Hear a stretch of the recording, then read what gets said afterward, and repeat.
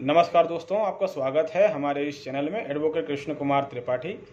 दोस्तों, जब कभी भी आप आरटीआई की फर्स्ट अपील बनाते हैं, उसमें कुछ चीज़ें बहुत ही महत्वपूर्ण ध्यान रखने लायक हैं। उनको ध्यान में रखकर ही आप आरटीआई की फर्स्ट अपील बनाया करें। जब कभी भी हम आरटीआई की फर्स्ट अपील बनाते हैं तो पहली बात जो सबसे इम्पोर्टेंट है वो ये कि हमने जो क्वेश्चन पूछे थे उसका रिलेवेंट रिप्लाई हमें दिया गया है या नहीं दिया गया है। ऐसा तो नहीं कि लोक सूचना अधिकारी उस रिप्लाई से बचने का प्रयास कर रहा हो। लोक सूचना अधिकारी यानी कि पब्लिक इंफॉर्मेशन अथॉरिटी, वो उस रिप्लाई से बचने का प्रयास कर रहा हो, या वो ये कह रहा हो कि ये जानकारी हमसे संबंधित नहीं है, या फिर वो कुछ और बहाना बना रहा हो। तो जब हम फर्स्ट अपील लगाते हैं, बनाते हैं, तो उसमें उसने जो रिप्लाई दिए हैं, अगर आप उससे सेटिस्फाई नहीं हैं तो आपको उसको काउंटर करना है। आपको बताना है कि उसका रिप्लाई गलत कैसे है और उसको इसकी जगह रिप्लाई में क्या देना था। मतलब रिप्लाई तो वही देगा, लेकिन आपको एक हिंट उसको देनी है और उसमें जो रिलेवेंट सेक्शन आरटीआई के हैं उन सेक्शन का जिक्र करना है।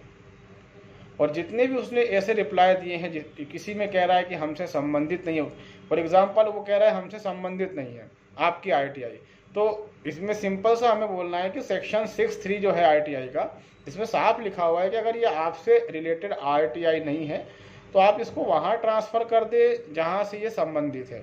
आप इसको वापस नहीं लौटा सकते। ये प्रोविज़न उसमें साफ साफ दे के रखा हुआ है।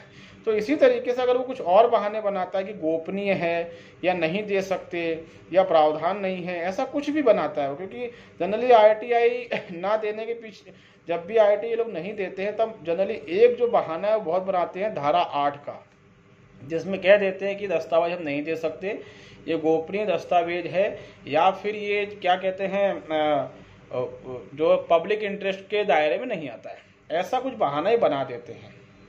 उसके अलावा दूसरा बहाना ये किसी कानूनी प्रोविजन का हवाला दे देते हैं कि उस कानून के अकॉर्डिंग ये होता नहीं है या ये कर नहीं सकते, इसकी ज़रूरत नहीं है, ऐसा कुछ भी।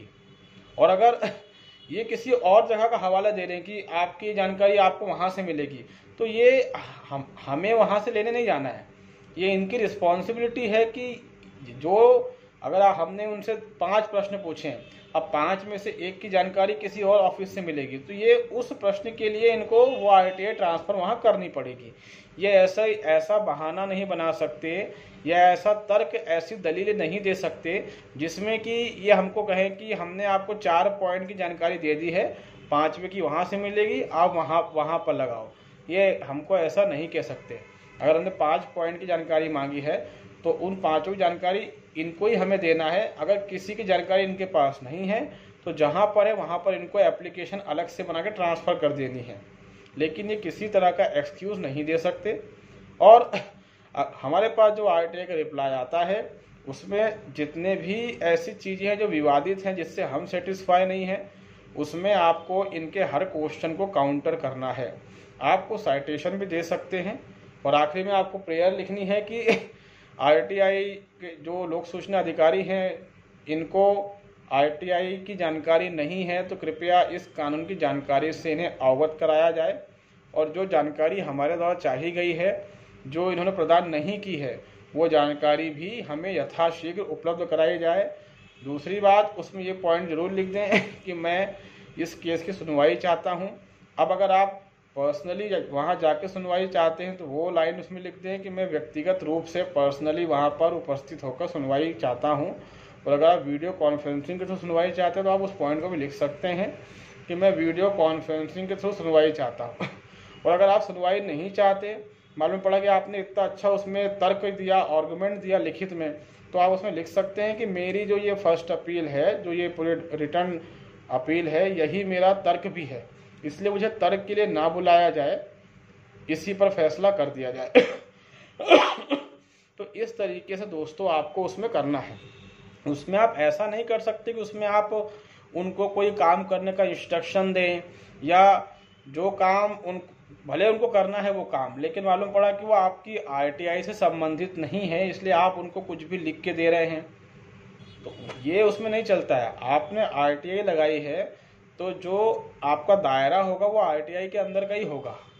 आप उनको कोई सजेशन नहीं दे सकते कि इसमें ऐसी जांच करो, इसमें ऐसा करो। वो इसके लिए नहीं बने हैं, क्योंकि आप आरटीआई का सहारा ले रहे हो।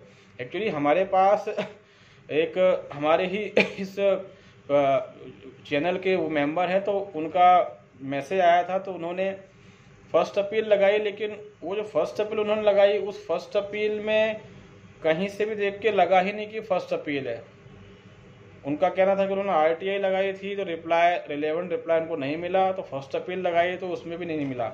मैंने फर्स्ट अपील जब उनसे मांगी और उन्होंने मुझे दिया, तो उसको पढ़ के मैं थोड़ा वो हुआ कि ये फर्स्ट अपील तो है ही नहीं, ये तो कुछ और ही इन्होंने बना दिया है।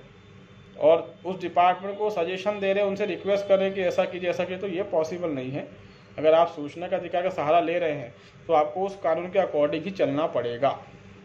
तो दोस्तों, उम्मीद है एक छोटी सी जानकारी मगर काफ़ी इम्पोर्टेंट जानकारी है, आपको समझ में आई होगी। और अगर आप हमारे चैनल में नए हैं तो इसको लाइक कीजिए, इसको सब्सक्राइब कीजिए, इसको शेयर कीजिए दोस्तों। तब तक के लिए बहुत बहुत धन्यवाद। नमस्कार।